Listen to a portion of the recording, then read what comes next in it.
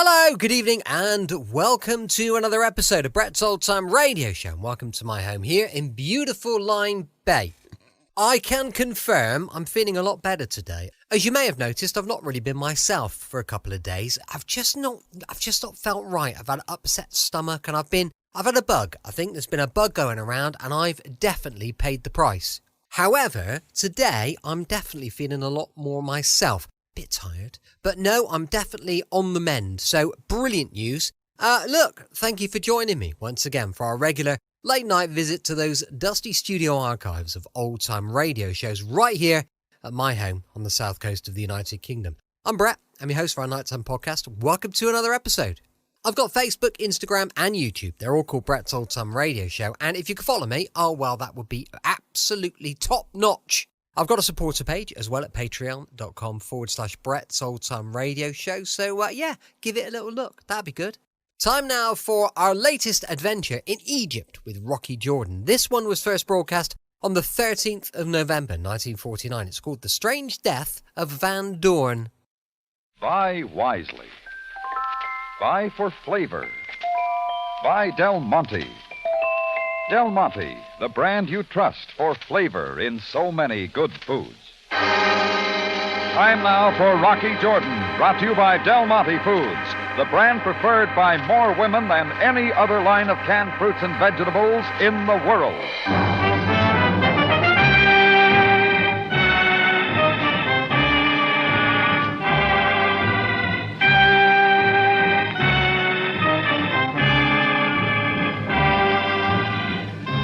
Not far from the Mosque Sultan Hassan in Cairo stands the Café Tambourine, run by Rocky Jordan.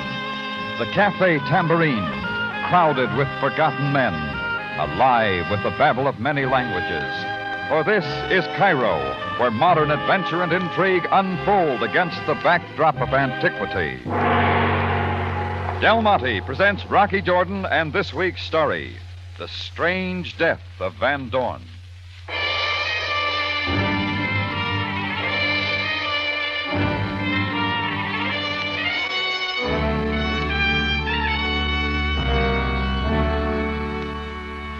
We'd handled a big crowd at the Tambourine the night before. All I wanted that morning was peace and quiet. That's what I wanted. I wasn't opening till noon, but the place was already stifling from the heat of the day. So I went to the front door to let in some fresh air. First thing I saw after that was a big shiny police badge, followed by Sergeant Greco. Good morning, Mr. Jordan. Sorry, Greco, we're not open yet. Do not be offensive. I have no desire for the nectar of the infidel.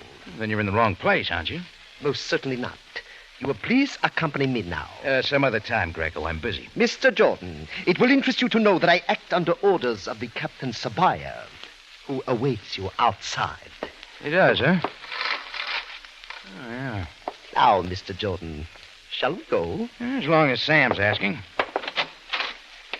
A most pleasant day, Jordan.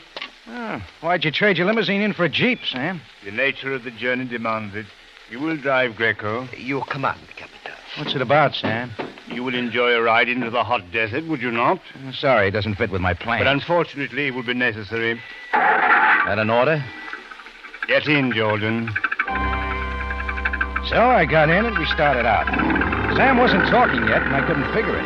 Greco drove rapidly across town and north out the Heliopolis Road, then turned east through the hills and on into the sand dunes of the desert. Finally, up ahead, I made out several men standing in a group, all in police uniforms, their figures wavering in the desert heat. Greco steered the Jeep up beside them to a stop, and we got out. They stepped respectfully back as Sam led me through to the center of the group, where the dead figure of a man lay sprawled on the burning sand. Jordan, you will look at him carefully.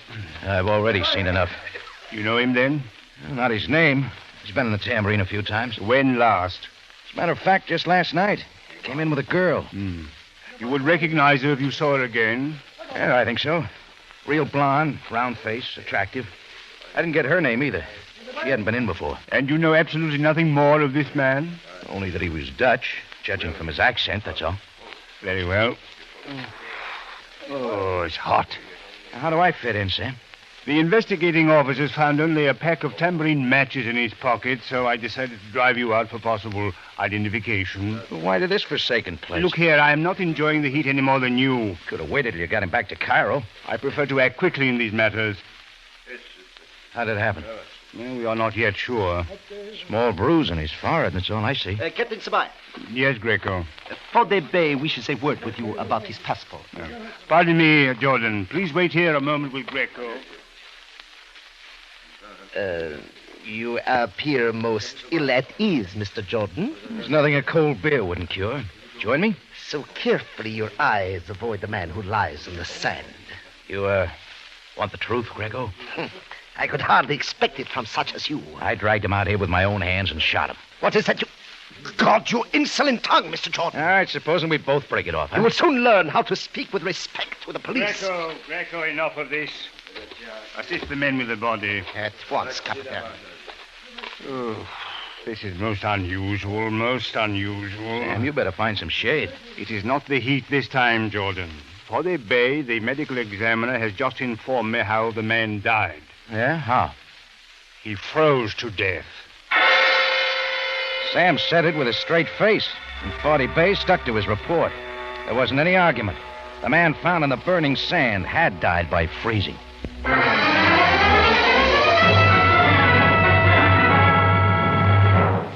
Well, our trip back into Cairo was as silent as when we'd come. They dropped me off at the tambourine without saying a word. I sat down at my desk for a while trying to figure it out, but it didn't get me anywhere. Besides, I had a business appointment across town, so I headed through the office for my car parked in the alley. I just got out the door. No, Mr. Jordan. No, don't move. Don't move at all. There was a little American guy with horn-rimmed glasses and hair parted in the middle. He stood on one foot and then the other, and he waved a black gun. Have a care, I tell you, Mr. Jordan. I have a pistol, Yes, I'm looking at it. and it might very well go off right in your face. Yes, right in your face. Look, why not try settling down? Mr. Jordan, the Cairo police picked you up in front of your cafe this morning. Oh, did they? They then took you into the desert. Now, I want you to tell me exactly what they found there. A lot of sand. Stop it, Mr. Jordan. On the dead body, did they find something unusual? Like what? Well, you would know if they found anything. Only one thing was unusual. He'd frozen to death. Is that what you want? No. But you know how it happened. Huh? I do not. I do not even know that I believe you. That suits me. Now, why the excitement? Did you and he have something on? Important dealings? Yes. Only something went wrong. Well, our business was not consummated, if that's what you mean. Tell me some more. What was his name? Now, don't badger me, Mr. Jordan. I asked you to explain why you didn't know him, and yet you identified him. Only from seeing him in the tambourine last night. What was he doing there? Entertaining. Entertaining who? Who was with him, Mr. Jordan? Well, I got a hunch it wasn't his sister. Green-eyed, platinum blonde. Sandra. All at once, he was darting up the alley to a side street. I held it till I saw a blue Fiat car roar past the alley entrance and heard it turn down the Sharia Farida. Then I made it to my car, went out of the alley on two wheels, swung onto the Sharia, then stepped it up. Pretty soon, I spotted the blue Fiat a couple of blocks ahead. Kept on its trail till it slowed and pulled up at a small hotel near the river, where he got out and went in. I parked and slipped up to the front window in time to see him speak to the desk clerk. I figured he was asking for Sandra. But the clerk shook his head, and the little man came back outside and got in his car to wait. I went to the corner, bribed a newsboy to get the clerk outside, away from his desk. Then I got around the back way, waited till the clerk was gone. Then I moved to the desk and looked through the registration cards till I found the name I wanted. Sandra Dubois, room 309. I scooted upstairs and rapped at 309. First, there was no answer, so I tried again. Who is it? Hey, desk clerk lady, I got a message. Wait. Oh, no, you're not the clerk. Oh, but you've seen me before. Oh, how did you get up here? I left orders with the desk clerk. I was not in for anyone. Why? You hiding from something, Sandra? Who are you? What do you want? The name is Jordan. You were at my cafe tambourine last night with a man. That right? Maybe I was, and maybe I was not. Sure. You're not the type of guy who forgets. If that is meant as a compliment, you are wasting your time. Can you not see I am packing as quickly as possible? I will get out of Egypt. Is not that what you want? Not me, lady. Did somebody else say that? He was here only an hour ago with his threats. Do not pretend you do not know. Who? The little fella sitting out there in the Fiat? What? No. He was heavy with a completely bald head. Did you get his name? Arnold Krieg. He gave me enough money to get out, and I'm taking his advice right now. Why does Krieg want you out of Egypt? Why should I tell you? Because I don't like getting threats any more than you do.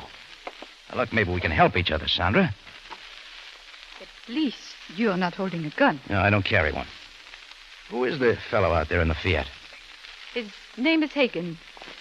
Milt Hagen. Did he have a deal on with the man you went to the tambourine with last night? Yes, I do not know what it was. He did not tell me. Well, let's have his name. Van Dorn, it was only a date. Oh, sure. After you two left the tambourine last night, where'd you go? He only brought me back to the hotel, and then he left. Did you see him after that? I watched him from the window there, walking down the street, and then a truck pulled up alongside of him. Go on. 2 men jumped out, grabbed him, and dumped him into the truck. That is the last time I saw him. You saw way too much. Who were the men who picked him up? I recognized only one of them, the bald-headed man, Arnold Krieg. Did he have business with Van Dorn, too? I think he was trying, but Van Dorn would have nothing to do with him. But believe me, I do not know what it is about at all. Sandra, do you know what happened to Van Dorn? No, Mr. Jordan. Do you? The police found him out in the desert this morning. Dead. Oh, no. Oh, ma foi, but how... He'd frozen to death. Oh, but that is not possible. Yeah, happens to be true. Now, listen, Sandra. If you know anything else, you'd better tell me. Oh, but that is all I know. I saw Krieg dump him into a truck. A yellow truck with a red triangle on the side. That is everything. Come on, Sandra. We're going to tell this to the police. Oh, no, I'm not getting out of town right now. Before something happens to me. No, you're not. You're coming with me to Captain Sabaya. Please, Mr. Jordan, let me go. You are taking her no place. Krieg! We hadn't seen him come in the open door, and he was standing right behind us. It was the man who had threatened Sandra earlier. He was built like a wrestler, and there wasn't a hair on his head. The girl will do only what I've told her to do. I was going to. Please, you can see. I was packing. I see everything quite clearly. Mr. Jordan takes untimely interest, but he alters nothing. It must have been quite a deal you had with Van Dorn. Enough to kill him. A very big deal, Mr. Jordan, and I don't want it upset by anyone. That's why the gun, huh? No. I am a generous man. I give everyone a break, but only once. So what's your plan? There's a chartered plane warmed up and waiting for this girl. Fortunately, there is space for another passenger. You, Jordan. Now, let me get this straight. You quite understand me. I am having you both flown out of Egypt.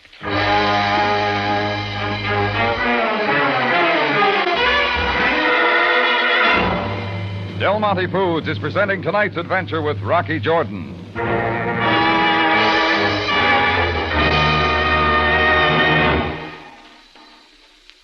Fresh tasting, Natural tasting. and refreshing. Fresh tasting, natural tasting, and refreshing. There, in just 6 words, is the whole story of Del Monte tomato juice. Fresh tasting, natural tasting, and refreshing. That is just what tomato juice should be. And that is just exactly what Del Monte tomato juice is. As an awakener at breakfast time, at any time during the day, for a perfect mealtime appetizer, Del Monte tomato juice really hits the spot. Yes, there's real satisfaction in a tall, chilled glass of Del Monte tomato juice. Try it. Del Monte tomato juice is fresh tasting. Right. All the sunny, good flavor of fully vine-ripened tomatoes. Del Monte tomato juice is natural tasting. In tomato juice, just as in all Del Monte tomato products, only the very best tomatoes are used. Del Monte tomato juice is refreshing. Yes, indeed. Downright satisfying. That's Del Monte tomato juice. Buy several cans at a time. They'll come in mighty handy.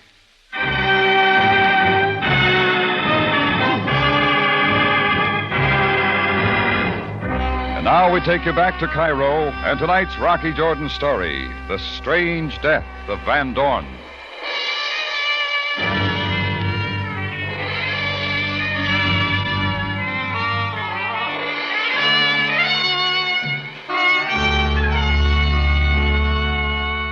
Well, Arnold Krieg held the gun, so he was calling the turns. He opened the door, jerked his bald head to motion us out. Sandra clung to my arm as we walked ahead, down the rear hotel stairs, and out the back to where a 1938 Mercedes-Benz with oversized bumpers stood waiting. Native driver sat at the wheel. We got him back, the 3 of us, The car jerked to a start, swung across the Bulak Bridge, then south. Ahead, we knew a plane awaited us. Destination? Someplace outside of Egypt. I still had a lot to learn. Oh, it's sure been a hot day. Talk of the weather in desert country is poor conversation. Didn't you know that, Jordan? Yeah. Only I'm wondering something. That also is wasted effort. You and your driver had a cute way of killing Van Dorn. Death is conclusive. The manner is not important. Yeah, but freezing him to death, that took some arranging. Confine your thoughts to the view, Jordan. It is your farewell to Cairo. Please, sir, Creek Bay. Yes, Gaban, what is it? In the rearview mirror, I see an automobile that follows. Are you sure? Which one? The small blue automobile. It is most persistent. Ah, the blue Fiat. He's following all right. It is Hagen again. He was waiting outside my hotel. Face to the front, both of you. You know him, Krieg? He came at me with a lot of excited questions after they found Van Dorn in the desert. Where does he fit? Have you quite ceased with your babbling? About the blue automobile, sir. First, we'll make sure. Gaban, turn right at the next corner. I do as you say, master. Ah, the blue automobile also turns. Uh-huh. We'll put a stop to that. Faster now. Faster. Still he comes. Good, good. Now this next corner now. To the left. But, master... Turn, Gaban, turn. You see, sir, a dead-end street. As I thought. Now, swing into the alley. Quick now, before he sees us. Now, stop there. Hold on, please. This is good. Now, hold it here. Ah, it works, sir. The man in the blue automobile did not see us. He will not get far. Gaban, back out now and head toward him. He has stopped, master. At the blank wall, he has stopped. So much now for our Hagen. He has indeed reached the dead end. Ahead now, Gaban, and make it good. Mr. Sheridan, what are they doing? Craig, are you crazy? You can't expect... Shut up, Jordan. Now, Gaban, ram his car to the wall. Krieg's eyes were directly ahead, and that was my chance to grab Sandra and push her to the floor. I found the door handle and had it open as we hit. The Fiat had been crushed like an eggshell, and I was on my feet pulling Sandra with me. She was shaken but game, and we made it to a narrow passageway that led between two buildings. About then, Krieg realized we were gone. Jordan, stop at once. Jordan! We stepped it up along the passageway till I spotted an open door, and we ducked in. It turned out to be the back end of a little vegetable mart. I slammed the door, bolted it, dragged Sandra past the jabbering proprietor, out the open front and down the street to look like we were safe. I found a phone booth outside a tobacco store, and while Sandra caught her breath, I made a phone call.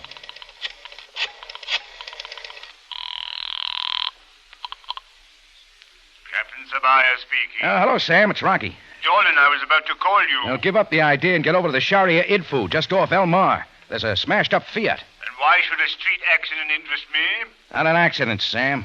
Murder. Continue, Jordan. You'll find him in the smashed car. An American named Milt Hagen. He was deliberately run down. By whom? Guy with an egghead named Arnold Krieg. He had plenty of interest in Van Dorn, too. No, Jordan, you know the name of the man found in the desert. Yeah, I found out. Now, get this, Sam. Krieg's the one that killed Van Dorn. There was a deal on. Van Dorn had something to sell, and Krieg was trying to horn in. What was it, Sam? Why kill two men for it? I can only tell you who Van Dorn was, Jordan. Yeah? He was a criminal wanted by the British. A confidence man, smuggler, counterfeiter. A Dutch, yes, from South Africa. But tell me, how do you know that Krieg killed Van Dorn? Because I have the girl who was with Van Dorn last night. She saw Krieg and a helper dump Van Dorn into a truck and take him away. Jordan, I think you had better come to headquarters now and complete your report. Sit tight, Sam. We'll be right there. All right, let's go, Sandra.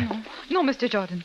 You must let me go now. Nothing doing. Sam's waiting for us. You only want to turn me over to the police. It's for your own good. They want to clear it up for you. Please. I only want to get away before that terrible man finds me again. And just where do you think you'll go? To the plane. Away from Egypt, any place. Try thinking straight, Sandra. Do you actually suppose that plane's waiting for you now? That is what Krieg said. That is all he wanted. You still don't know the man we're up against, do you? You saw what he did to Hagen. Of course I saw. Remember what he told us? He gives everybody just one chance. Our chance is just played out, unless we get to the police quick. How do you know we will ever get there? Well, we've got to take that chance. Now, listen, Sandra, supposing you did get out of Egypt. Krieg wouldn't let it go at that, not after what we know. You'd never get back here, and you'd never be safe. Rocky, do not let that man find me again. All right, Sandra. We got to learn why he killed Van Dorn, and see to it that he never kills anybody again. Sandra finally saw it my way. I flagged down a taxi that took us to my car, still parked near Sandra's hotel. Then we started for headquarters. It was well after sundown by now.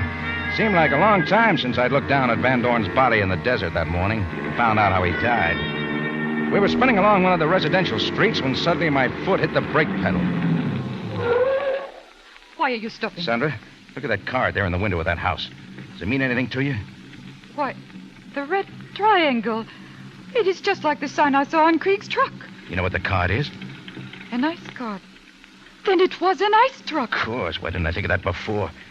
Well, Sam's going to have to wait. We're paying a visit to the Delta Ice Company. I made a U-turn, bumped the opposite curve, and headed back the other way. And not 10 minutes later, we'd found the Delta Ice plant and were driving slowly past. By now, Sandra was almost enjoying it. Those trucks lined up along the sidewalk. Yellow with red triangle signs, including the one parked there at the dock. Yes. Someone is there. 2 men. Yeah, and they're loading something on the truck fast from inside the building. You still with me, Sandra? Yes, Rocky, of course. There's a filling station at the corner. Get down there and call Sabaya. Tell him to get here with some men the quickest way he can. Sandra hurried away, and I went back to watch. I kept close to the building. Somewhere inside, I knew Van Dorn had died the night before. I got as close to the dock as I could, hiding in the shadows. From there, I made out the 2 men busy at work. The guy with the bald head, Arnold Krieg, and his helper. Step on it, Gavan. Keep moving. Only a few more blocks of ice, Krieg. There's no time left. We're getting out of here. They were bringing blocks of ice from the building and loading them into the metal-covered truck. I figured they were trying to get away. Well, when you're in a big hurry to skip town, you don't load yourself down with 1,500 pounds of that stuff unless it's real important. So I knew those cakes of ice held the answer. They both went back inside the building. I moved in closer. In a few seconds, they were back, each dragging at a big cake of ice. Don't lag, Gavan. They are the last. This block of ice must... Careful with it. It is heavier than the others, eh? Much heavier, yes, but only we know that. Yeah, hurry now. I held it till they both got well into the truck to complete the load. Then I was silently moving up onto the dock to the back of the truck. I had one side of the metal door and swung it shut. And before they could move, the other one. The bar dropped in place, and they were both locked inside. Gavan, open those doors. It was not I, Master, but someone outside. Who is there? Who is out there? What's the difference, Krieg? You're all through. Jordan, I warn you. Let me out of here. Yeah, any good reason why I should? Jordan, let me out of here. Not till the police get here with some hot toddies. Jordan, you haven't called the police. Keep your ear tuned. You'll hear the sirens any minute. Jordan, there isn't much time. We can make a deal. I'll give you a fourth. I'll give you half. Half of what? The diamonds. They're frozen in the ice. Diamonds, of course. No one will ever see them in the ice. No one will ever know. Well, how about it, Jordan? No. Huh? What did you say? Come closer. I can't hear you. You heard me. I said nothing doing. Closer, so we can talk. Closer, Jordan. You missed. But don't give up.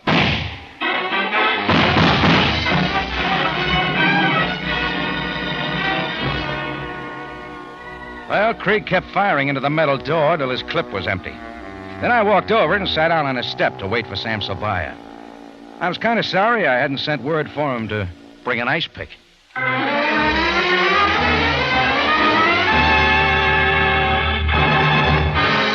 In just a moment, Rocky Jordan returns to conclude tonight's story.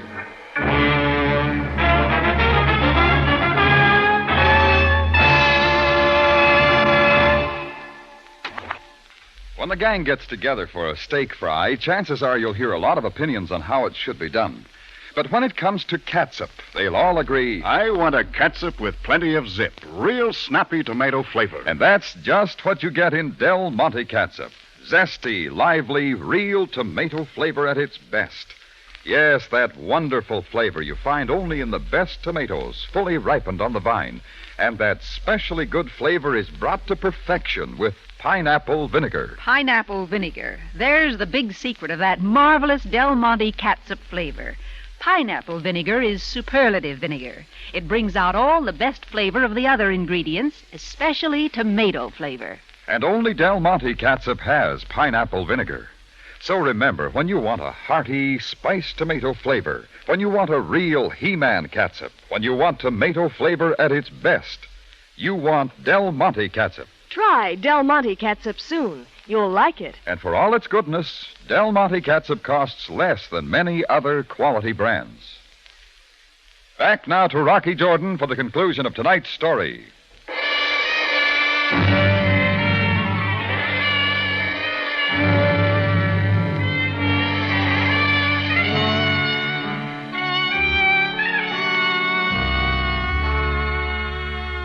Well, Sandra's phone call brought Sabaya and his men to the ice house in a hurry.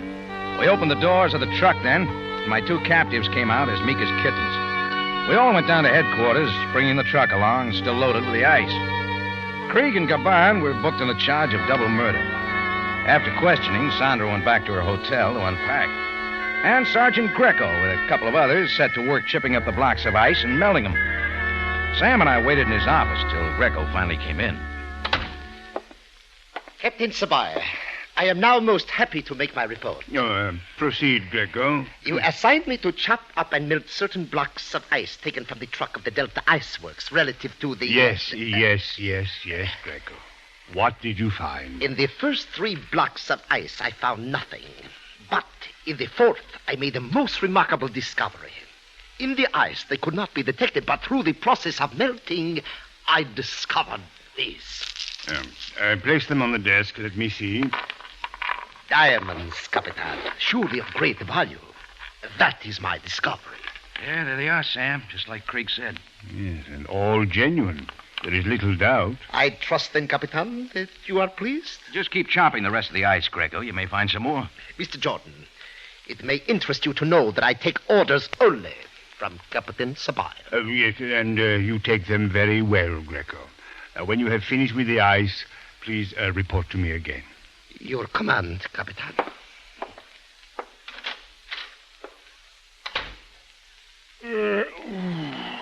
Jordan, it is growing late.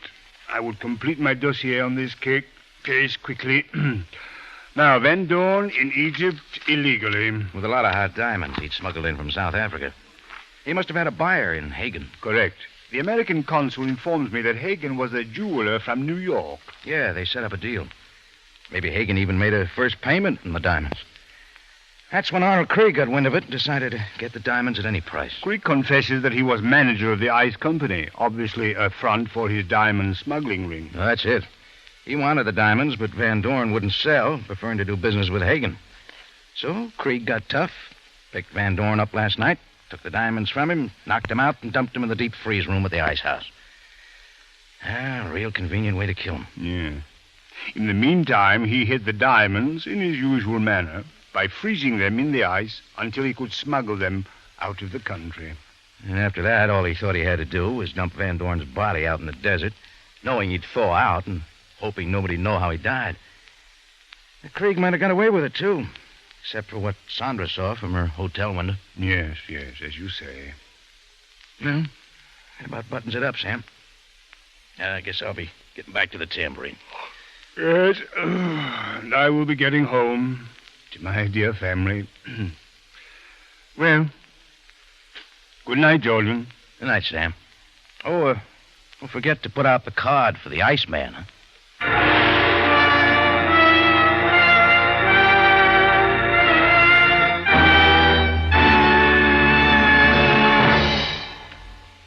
For the finest in tomato flavor, enjoy the whole family of Del Monte tomato products. Del Monte catsup and chili sauce. Del Monte tomato sauce and canned tomatoes. And Del Monte tomato juice. Remember, buy wisely. Buy for flavor. Buy Del Monte. Del Monte, the brand you trust for flavor in so many good foods.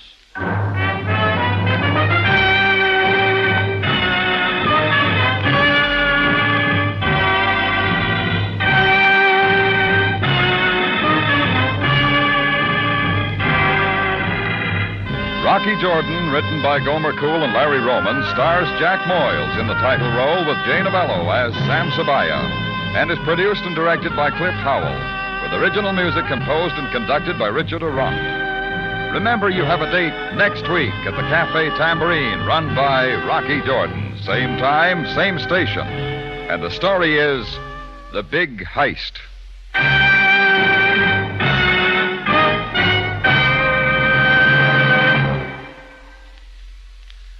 For pies and cakes that can't be beat, you want your raisins fresh and sweet. So try Del Monte seedless raisins. For your holiday Thanksgiving cakes, cookies, and pies, get the freshest, tastiest raisins yet. Del Monte seedless raisins.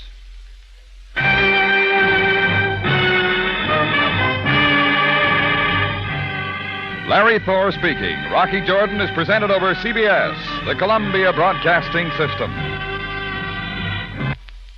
Welcome back. Hope you enjoyed our latest adventure with Rocky Jordan. And don't forget, tomorrow it's the Tales of the Texas Rangers going live from 5 p.m. GMT. As I mentioned earlier, we've got a supporter page, patreon.com/Brett's Old Time Radio Show. So give it a little look. I'd love that. That'd be great. Thanks for listening. I'll be with you 7 days a week, each and every week, and I'll see you tomorrow on Brett's Old Time Radio Show. Love you. Bye.